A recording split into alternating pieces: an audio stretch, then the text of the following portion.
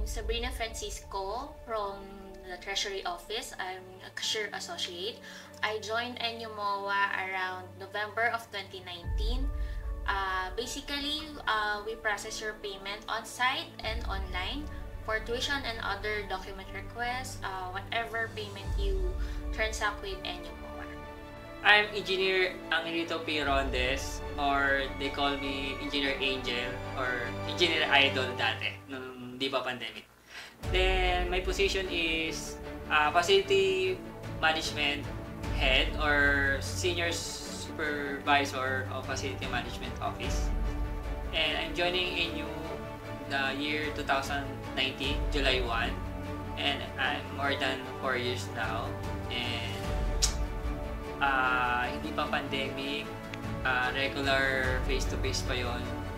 And I'm joining National University sa May, sa Sampaloc.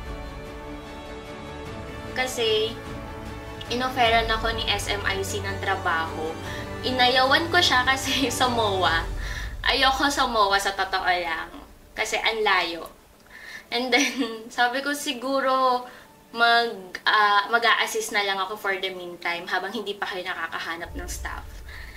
Tapos, that time may shuttle naman. So, hindi masyado complicated yung pag-travel. Every morning, 8:30, tsaka 6:30 a.m. merong biyahe, and then 11 din. Tapos, doon na lang kami sumasabay papasok. Also, pauwi, meron din. Okay din pala sa NUMOA.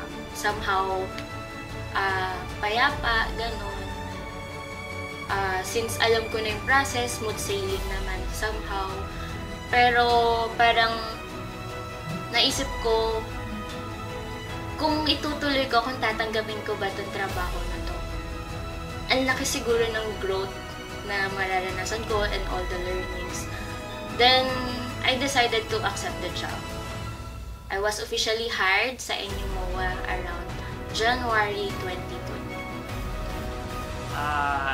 When I started in NUMOA 2019, limited pa lang yung estudyante noon that time. It's more than 700 and one program pa lang yon is the College of Dentistry. Now, 2023 is with more than 7 or 8 programs na, and is 6,900 plus na estudyante natin ngayon. Then, ang challenging namin sa office namin is yung mga requirements na needed natin na ma-improve ang facility ng NUMOA, lalo na sa mga requirements ng CHED at ng PACOCOA na kailangan natin makapasa para mabigyan tayo ng license.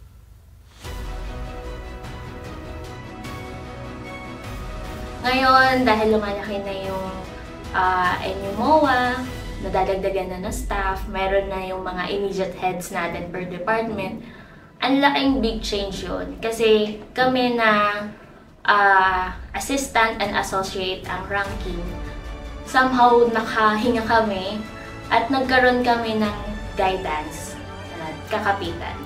Also, dumating sila Doc Leo and Ma'am Gail, ating Executive Director and Admin Director. Nagkaroon na tayo ng direction. Kasi before, parang pumapasok lang kami and then do your job. Pero wala kaming guidance, wala kaming direction. We're just doing our job. Ngayon, we do have the path na may guidance na this is what you need to do, this is you're supposed to do, what you're supposed to do, yung kailangan mong i-improve on. Ang laking bagay nun para sa akin kasi being in the system, knowing the system, hindi mo nakikita yung mali. Kasi kung nag-work na yun for you, parang okay na yun. Pero hearing the insight of other people, malaking change yun para sa akin. Mag-a-adjust ka, mag-a-adapt ka, and then nagkaroon na ng maayos na sistema. Malaking change yun for NUMOA. Siguro may memorable and unforgettable memories sa NUMOA is yung mga mga ngiti ng mga estudyante na nabibigyan namin ng assistant palagi. Na just a simple smile nila, kahit hindi silang magsalita ng thank you, is enough na sa amin yon.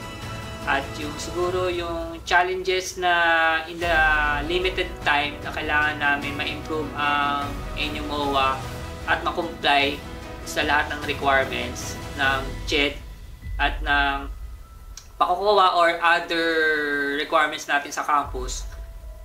Malaking challenges yon na na-achieve naman natin with the help of our management na para ma-achieve natin yung mga goals na yun.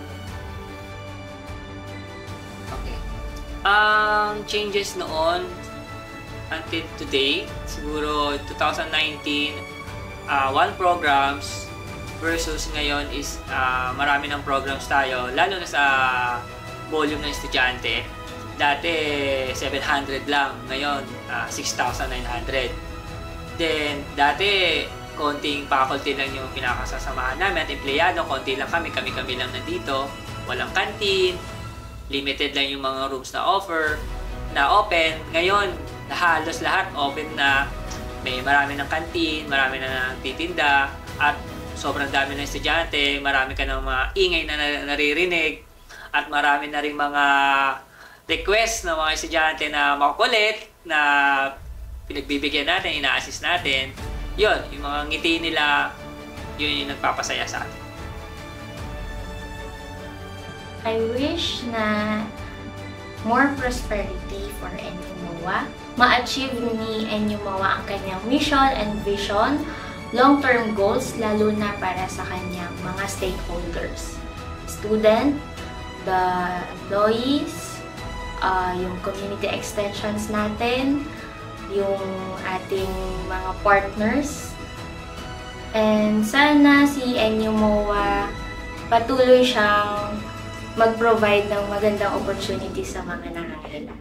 Wish ko sa NU MOA madami, but siguro yung more education that works para sa mga estudyante at more buildings to come for NU MOA, kasi mag-extend na tayo from NU MOA building to NU MOA Annex soon.